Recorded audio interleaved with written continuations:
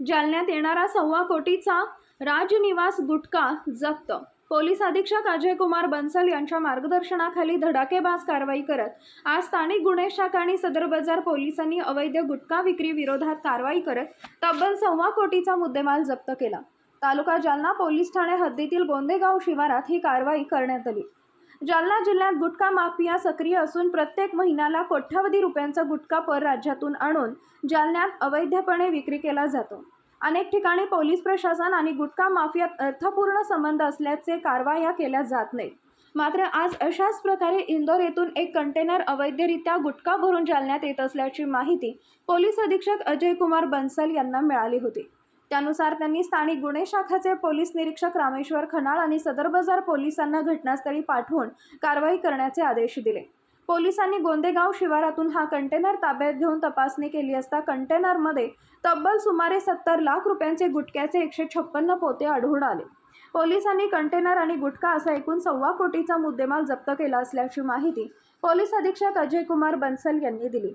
सदरील कारवाई पोलीस अधीक्षक अजय कुमार बन्सल यांच्या मार्गदर्शनाखाली पोलीस निरीक्षक रामेश्वर खनाळ, सदर बाजार पोलीस ठाण्याचे पोलीस उपनिरीक्षक राऊत, सचिन चौधरी, कृष्णा तंगे, रमेश राठोड, भारत ढाकणे, रुस्तुम जयवाळ, सुरडकर, गायखे आदींनी केली असून चालकास ताब्यात घेतलाय। सर, आज अवैध गुटखा विक्री करणाऱ्या विरोधात कारवाई करण्यात आली। कुठे कारवाई करण्यात आली आणि कुणाचा माल आहे, किती आरोपी ताब्यात आहेत? एक अशी गोपनीय माहिती प्राप्त झाली होती की हरियाणा पासिंगची गाडीमध्ये अवैध गुटखाची वाहतूक होत आहे। तर लगेच आमच्या LCBची टीमने जाऊन तिकडे चेक केला। तर तशा एक गाडी देऊलराजा रोडवरून जालना साईडला भेटली।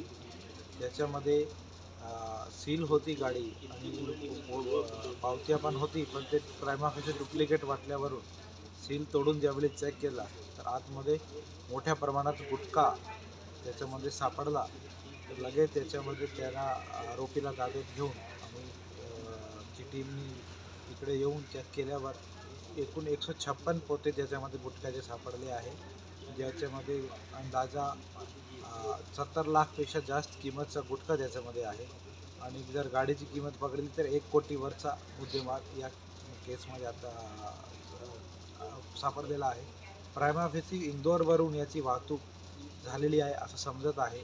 जो ड्रायव्हर होता आरोपी, त्याचं नाव शाहनवाज सुलेमान खान असा ड्रायव्हर त्याच्यामध्ये होता। त्याला ताब्यात घेऊन आता पुढची चौकशी पोलीस करत आहे। गुटखा कोणाचा सर? आता जस्ट इमिडिएटली आताच कारवाई झाली आहे। आम्ही तपास करू की कोणाकडून आला, कुठे सप्लाय करत होता, जालनामध्ये होता की महाराष्ट्रात होता की बाहेर होता, सगळं तपास करू।